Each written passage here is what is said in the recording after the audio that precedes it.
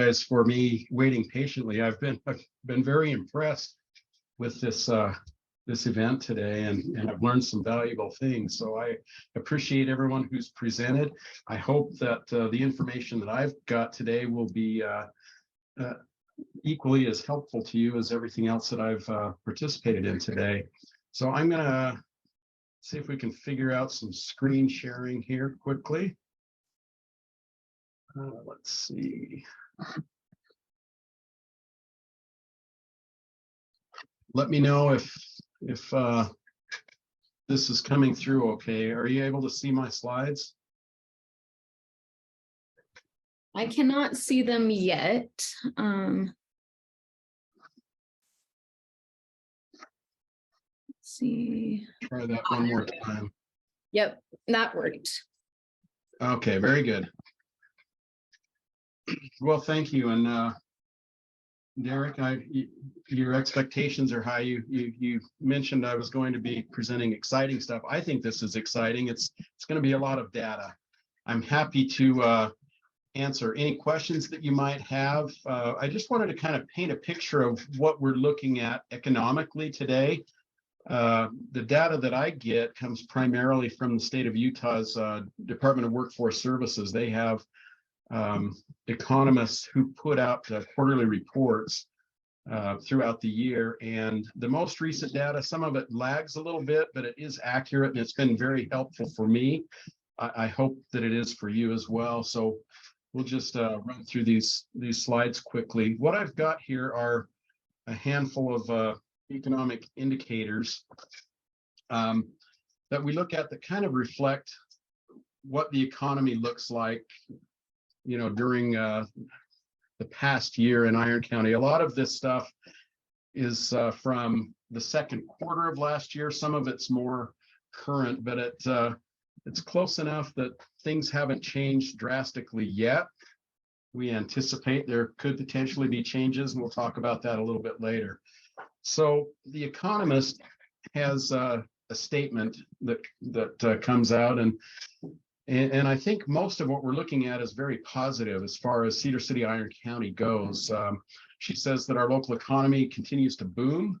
We have very strong job and wage growth. Our unemployment is extremely low, about 2%, which is very challenging. Construction had not slowed as of quarter two. It slowed a tiny bit since then, but we'll catch up on that. Anyway, the conclusion was through the first half of 2022, Iron County economy is going very strong, and we haven't seen very much slowing yet, as everyone's kind of sitting on the edge of their seat waiting for some of those things to happen.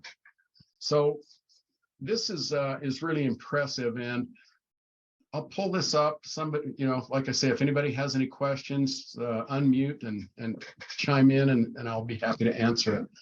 So this data shows Iron County in red. It shows the U.S. in green, the state of Utah in blue. Because we're a smaller section, our line's not nearly as smooth, but it shows kind of where we're at as far as the creation of new jobs over the past year. And this is year to date as of last June. June of 22. 984 jobs created in the county, and that pace has actually remained pretty close to the same all across the board. So that's a 4.5% increase in new jobs over the previous year. The state of Utah at 3.7, in the US 4.2. That's actually the first time that we saw significant new job growth in the US since the end of the COVID pandemic. They really were lagging behind Iron County and the state of Utah, but they came on really strong through the first half of this last year. But this continues to be a really good thing for us, the creation of new jobs. And when I say all across the board, I'm talking across the various sectors of employment. Unemployment rate. This is going all the way back from 2008. You can see we're historically really low when it comes to unemployment, with two exceptions: the recession from 2008 that carried over for us in Iron County into 2012 before that started dropping, and then the spike with COVID when everything was really weird. But 2.1% in Iron County and in the state of Utah is extremely tight, and anyone who's trying to hire anybody can attest. This is considered basically full employment. In fact, 3% is considered everyone who's wants a job and who is employable, being in the job market. So that's been really challenging for us as far as the economy goes. Let me jump ahead here to this next one: construction permitting. This is only halfway through the year, so I've got some updated figures, but this shows county-wide how the years ended: 2017, 18, 19, 20, 21, and where we were at the end of June. So year to date, this year, we were up 26% in residential building in Iron County. The bulk of that is in the Cedar City area. But that's pretty huge, especially when you consider the pace that we were on from 2017, and you look at the increases there. We had a little bit of a dip in 19, but 2021 increased rapidly. This is specific to Cedar City permitting, and this is up to date as of the end of 2022. So 2020 or 2011, the city issued 233 permits. The end of last year, 1,030. It's been a huge, it's been steadily increasing, kind of slow through here. We had a little bit of a dip, like in the county, 2018, 19 coming back up, but 20 was our highest ever. 21 surpassed that, 22 surpassed that. Earlier in the year, when we were about July, we were on course to exceed 1,100 and possibly 1,200, but we did start to see some slowing in residential building towards the end of the year. So as we got into November and December, the rate of the new permits slowed down a little bit. Now there's still over 100 permits that are in the queue that haven't been completed yet. So we won't count that into this year, but they were started in 2022. They'll carry over into 2023 numbers. So far, everything's really looking pretty positive economically. Most challenging thing that we've looked at so far is that low unemployment if you're trying to find workers. This has been very positive, comparing Iron County to the state of Utah in annual change in gross taxable sales. Again, this is a year to date as of the end of the second quarter of last year, but we've been very strong as far as sales go, and it's increased steadily since coming out of 2008. 2010, we really jumped in gross taxable sales. This is anything from groceries to cars to anything that has sales taxes on it in Iron County. And those sales have gone up with a couple little dips here and there, but it's really surpassed anything that we've ever experienced before for business owners here. And a lot of this has been due to building materials and gardening supplies. Manufacturing sales were way up this last year compared to where they were. And when you look at that many building permits, a lot of those sales taxes account for those materials used there. It looks like as we wrapped up the year, those started to drop. But again, this is halfway through the year. We anticipate, I'm anxious to see how we finished out the holidays and things, but there was a bit of a lull about halfway through the year in 2022, but we were still up over where we were the year before. Here are the slides that are concerning to me. And what we're looking at here is average monthly wage in Iron County as compared to the average monthly wage in the state of Utah. So when you think about it, the state of Utah, over 90% of the state's population is in the Wasatch Front area in 4 counties. The other 25 counties in the state are rural, but all of those 29 counties combined, this is their average county wage. This is where we've been in Iron County, and it goes from way before this. It actually, we're not close to being near the state average since about the early 1980s. And this gap started to build in the early 80s, about the time that the iron mines closed in Cedar City. You can see that we are having increases in our wages, but not at the rate that the rest of the state is. And especially the Wasatch Front is where a lot of this is attributed to. But there are other rural counties that are way ahead of where Iron County is when it comes to average monthly wage for families. So if you look back here in 2007, the end of that year, Iron County's wages were 70% of the state average. Now Iron County's wages are 66 and 2/3% of the rest of the state. So that's really discouraging. We're having good job creation, but the wages with all those new jobs aren't keeping up. You can see where the higher paying wages are, and not all of these are listed.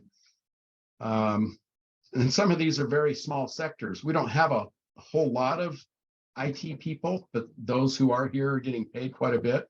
1 in 10 jobs in the county are in manufacturing. So between manufacturing, construction, financial activities, those are almost every year the top 3 categories as far as income goes. So this is something that's always concerning to me, and it really directs what I do in economic development. Let me show you something else here. So this is starting with 2017 and going to 2022. And this is cost of living as broken down in different areas of expenses. And this is done by a group that we've worked with for probably 25, 30 years, that we've been able to compare cost of living here in our county compared to the rest of the nation. So 100 means that you are at the national average. 2017, and for a lot of years leading up to this, we were always about 80 to 85% of the national average.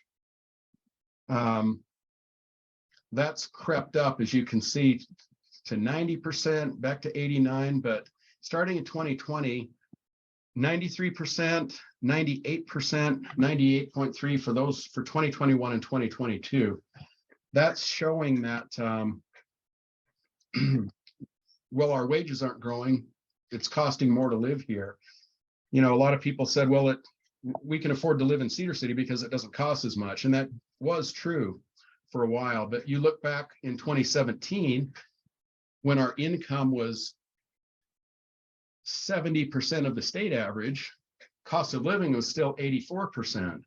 Now, cost of living is 98%, and our wages are 66%. So you can see if you've got tenants that are struggling, that struggle's real, and this data really backs that up. And this breaks it down where the highs and lows are in the various sectors. Whoops, let me jump back. So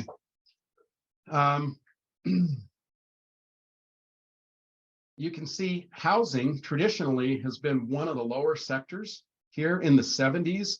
And if I go back over even more than a decade, right around 70 to 75% has been very consistent right up until 2020. And since then, it's just gotten really out of hand. Same with utilities. This 85% reflects what almost every year looked like before that. Most of these jumps have happened since 2020, and that's really when our composite cost of living has really closed. So between the low wages and the increased cost of living, our residents are feeling things are a lot tighter than we felt here traditionally. So strategy that I have with economic development, I'm an employee of Cedar City, but I'm also contracted by Iron County. I have an economic development advisory board at the county level. Most of what I do is focused in Cedar City, but strategically, what do you do to help specifically help those wages start to keep up and help start to close that wage gap? And everybody knows what they want from economic development, right? Everybody wants me to go get a Costco. And since day one, when I started this job, my coworker said, set your stopwatch and find out how long it takes before somebody asks you, when's Costco coming to town? You know, that's something we are working on, and groceries and retail and all of those things are part of our strategy here, but we need to look out for primary employment opportunities.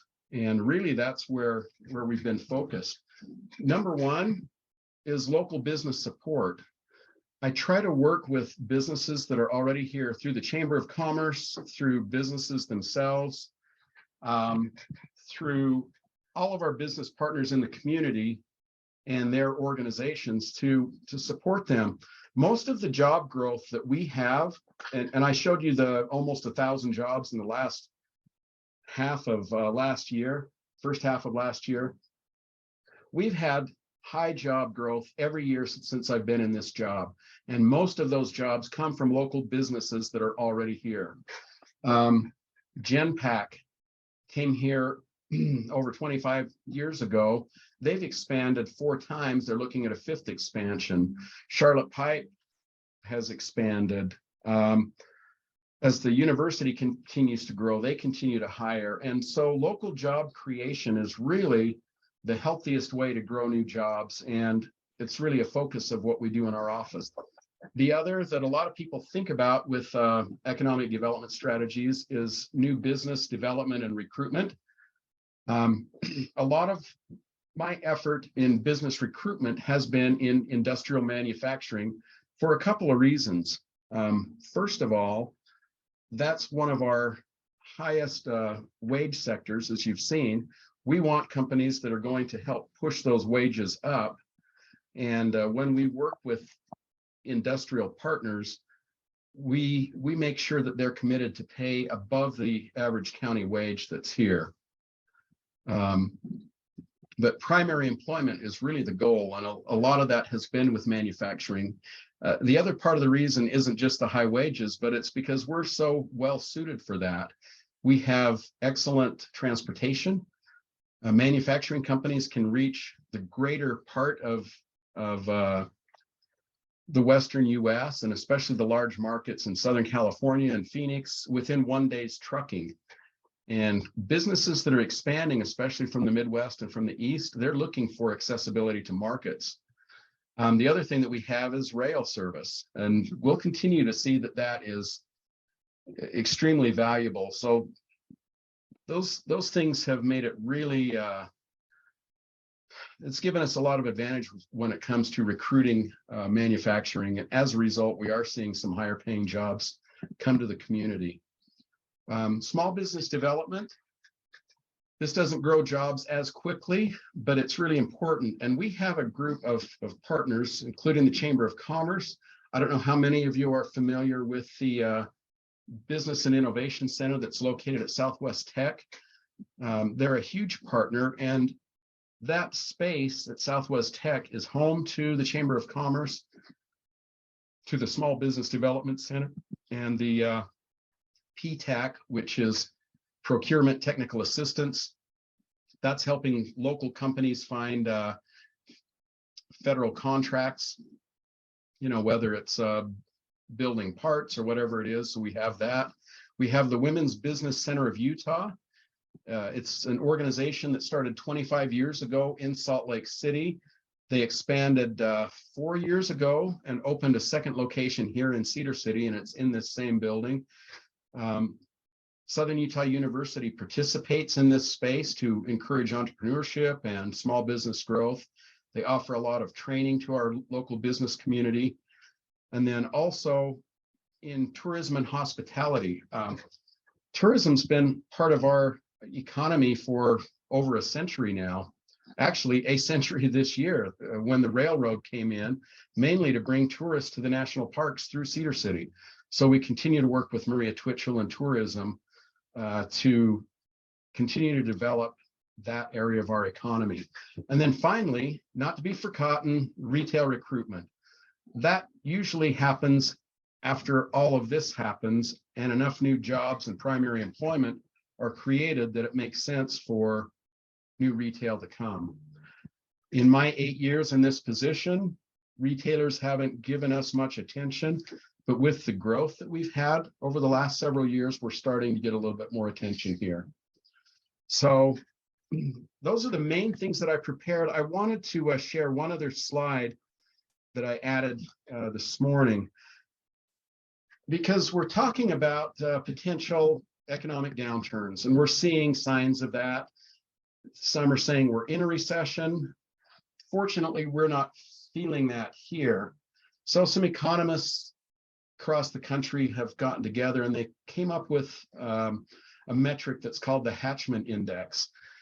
And basically, and I don't have all the figures, we could go on and on and on about the Hatchman Index, and it's complex about the number of people employed and the number of residents and the various job sectors that they come out of. But what it really shows is diversity of the industries within a location. In Utah, we sort those by counties. The higher the number, the more diverse your economy. The more diverse your economy, the better that you can weather any sorts of economic downturns. So we're really in a pretty good place. Iron and Washington counties are really standouts in the rest of rural Utah, and Tooele County being a shoulder county to the Wasatch Front, pretty high up there. But 85 Hatchman score is it's extremely impressive. When you look at Garfield County with 38, Emery County 30, these are counties that have one or two major employment sectors. And in the 1980s, we were kind of here as far as diversity goes. We had Southern Utah State College and we had the iron mines.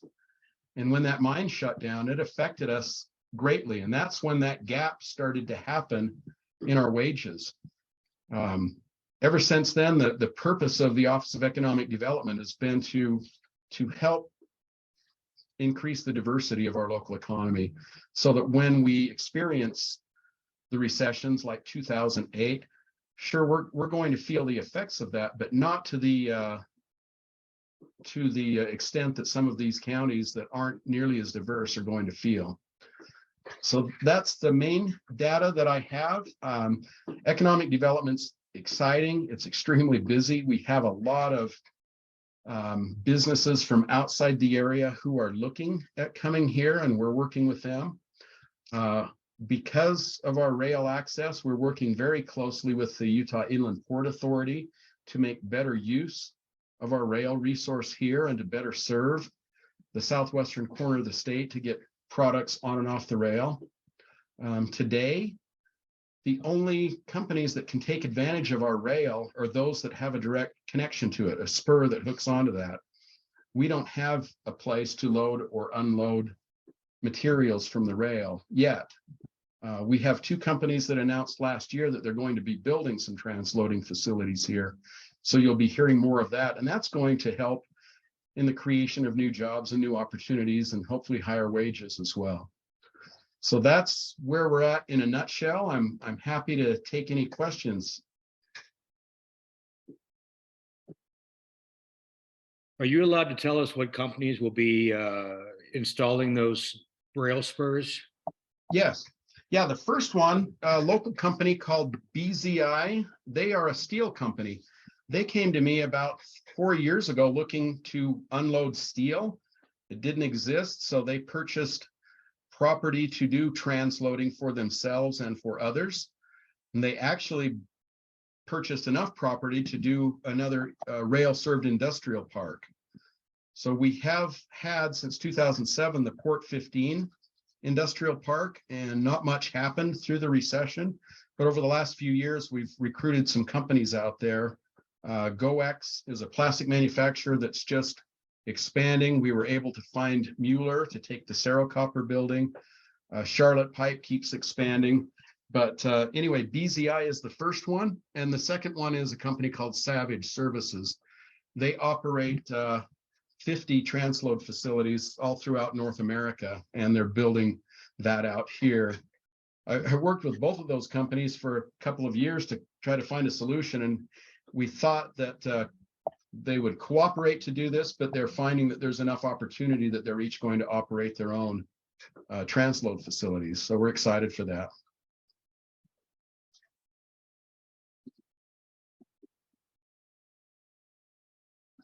Anyway, I hope this has been helpful. If anyone has any questions, I'm always available and happy to answer those either now or contact me through the city offices or through Derek. You know, I have one more question. I don't know if it's the appropriate time, but thinking back over your cost of living charts and your graphs, some of the things that cost more, do you attribute that to just inflation and pandemic growth, for lack of a better term? And where do you see our big hiccup? What would you, as an economist, see as a future speed bump in Iron County coming up over like the next 5 years? Yeah, that's a great question. It really is. It's two things. It started out with just the supply chain problems. That's where a lot of these prices started coming up, and then inflation joined hands with that problem, which still hasn't been solved, and that accounts for a lot of the increased cost of living. I don't know that that's, well, I'm positive that's not unique to Iron County. That's nationwide and globally to some extent. Hopefully making better use and better access to rail is going to help us, but a lot of these things are beyond our control locally. It's a little frustrating. We're just going to keep our eyes on things. We have great partners with the Utah Governor's Office of Economic Opportunity and with other partners at the state level. And so we're working with them to try to find out how to head off some of these things and soften the blow of these types of downturns. What we really hope is that people don't become comfortable with these increased prices, that as supply chain problems get remedied, that some of these things get back into line to where we've seen them traditionally. That's what we attribute most of it to, is the supply chain problems. Still continues today. We're hoping that working with the inland port will help alleviate some of that.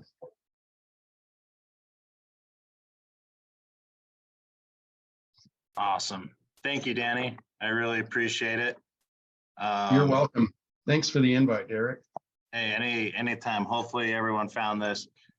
He was able to break it down, because I know sometimes economic data, my eyes blur over, but it was important to know to bring in so that you guys can see what's going on economically here. So with that, we do have one other sponsor here